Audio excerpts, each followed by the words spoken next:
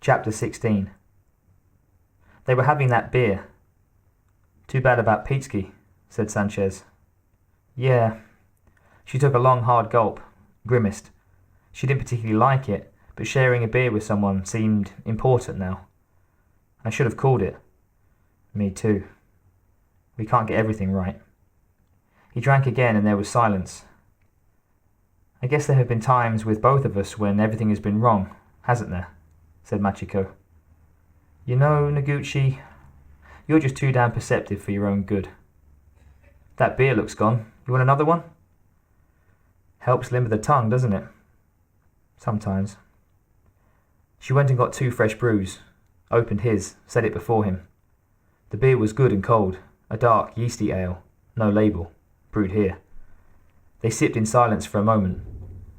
You know, the man said after a while, back where I come from, when a woman takes a fella back to her room, orders the assistant out, pours him a couple of beers and starts talking personal stuff, the man might think she was trying to seduce him.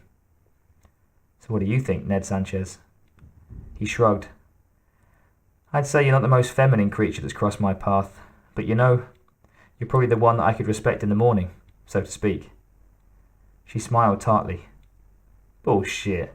I can tell when a man fancies me, Sanchez. Sounds like you can tell when you fancy a man too. The hard head takes a little cracking. She looked away. I'm sorry, it's just been a while since I felt that way, I guess. Never mind. Sorry to be so forward. Probably turns you off. His hand suddenly took hers, and though it was a rough hand, it was warm, and it had a firmness and a purpose to it. No, not at all. I guess I'm just used to being the pursuer. Want to start over? No, I'm fine with the way it is. He took another drink. He slowly and solidly got up, pulled her to her feet, brought himself up against her. She could feel herself melting against him. His arms went around her, and for once her mind could just drift away into nothingness and release. The next thing she knew, she was kissing him, and it was warm and right. When they came up for breath, he said, I take it back. Take what back? The crack about you not being feminine. You're entirely female. I'd hardly get respect bug killing in a dress. No. We might both be dead tomorrow. But we're not dead now. Later, in the afterglow of a particularly satisfactory biological act, coated with an intriguing amount of pheromones and a kind of odd connection she'd never quite felt before, Machiko found herself speechless. You know, I guess I should count my lucky perks, Ned Sanchez said finally. She put a finger to his lips. Shh, let me savour this. It's been a long time since you've had a man. No, it's been a long time since there's been any feeling involved. I think I'll need some silence to think about that one. He took it. She closed her eyes and just lay there a moment. God knew what was ahead of her, but she knew what was here now, and she accepted it, gratefully. Eventually he spoke. Maybe I should tell you something, Machiko. Maybe you shouldn't. No, I think it would be a good idea. If you like. I'm not digging anything out of you. No, and that's why I'm telling. He closed his eyes, took a breath. What I said about quitting the bug-killing business? Yes. It wasn't really the total truth. You see, I had this buddy. Let's call him Joe. Joe and me, well, we killed a lot of bugs. She was going to say something smart-ass, but realised it wasn't the time or the place. She smelled an intensity, a seriousness about him now. The only appropriate response seemed to be to just listen. After a moment, to put the story together right, Ned Sanchez said, You know, I could tell you a long, long story. If you like. No, I'm going to make it short. Fine. Joe and me, we went into a hive. We made a couple of mistakes, some big mistakes. Joe didn't come out, I did. Sometimes I think it should have been the other way around. I understand. Do you? Do you really? He snorted. Well, maybe you can't tell me, but when I heard about another chance to prove myself, I guess I was just fed up with all the guilt that had been building up inside me. so I signed on. It wasn't just for the money then. No, I guess not. She nodded. I can relate. I felt that in you, Ned. Maybe that's why I was attracted to you. What, you got a story too? She told him about her father, about the family shame, about how she was trying in her own small way to alleviate that shame. She told him about Ryushi, her first colony world, and how she had failed it. People had survived, and she was responsible for that, but the colony was gone. All in simple, concise terms. What say we promise each other something, okay, Machiko? He said, cupping her face in his hands. What's that? Let's live long enough to tell the long version of our stories. That's going to take a long time. Then we're going to have to live a long time, aren't we? He kissed her, and that was the only real reply that was necessary. You slept with him, didn't you? Said Attila the Hun. She was changing her clothes. Ned had gone to eat dinner with the rest of the men, but she couldn't bring herself to go with him.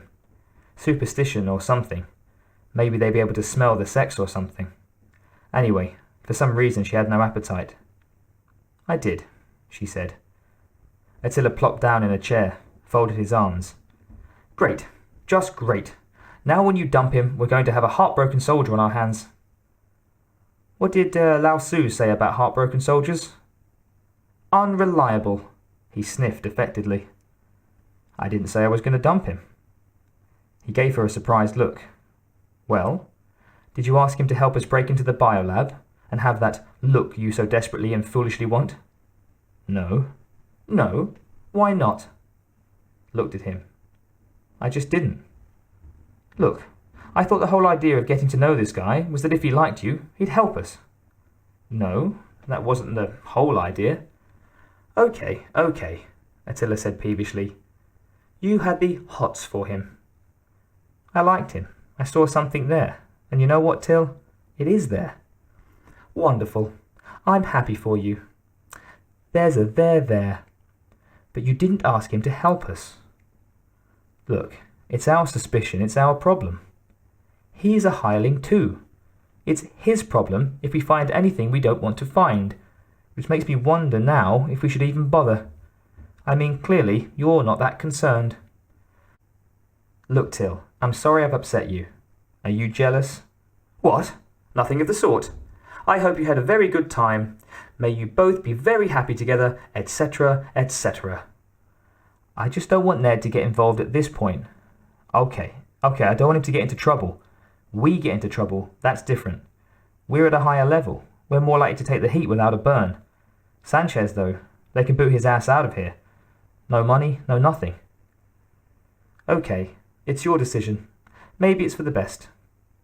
She nodded. Thank you. She put her dinner plate to one side.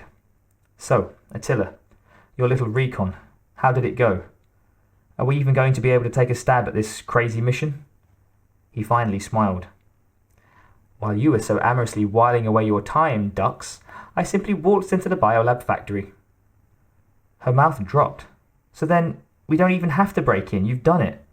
Hardly. I certainly wish. No, the truth is that apparently much of the factory is under very loose security. And why not? This is a small settlement. There is no crime here. So how did you get in? I just walked in, saying I wanted to look around. They said, fine, sir. There were just certain areas that are off limits. Certainly, I said. I understand completely. I took a little tour. And? And it seems to be just what Evanston claims it is. A biolab. Cloning factory. Lions and tigers and bears. Exotic alien animals. Simple enough. But? I'm glad you inserted your but there. It's a big but.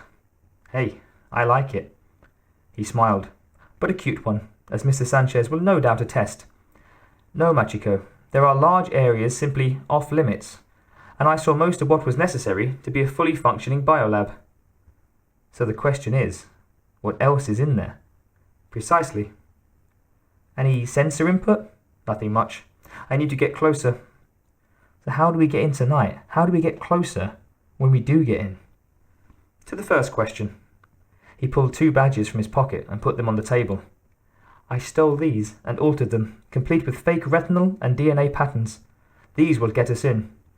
As for the rest, well, with my sensors and a good laser toolbox, good job. You didn't even ask this Sanchez guy if he'd ever been a burglar. She frowned at him.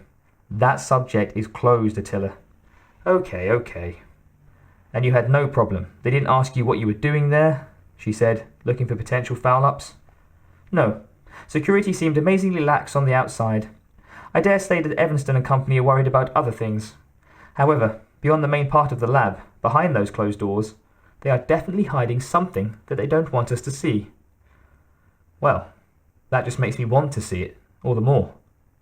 I confess, despite my less than warrior-like attitude for this entire adventure, I too would like to have a look. Tonight then, a little private exercise of our own, said Machiko.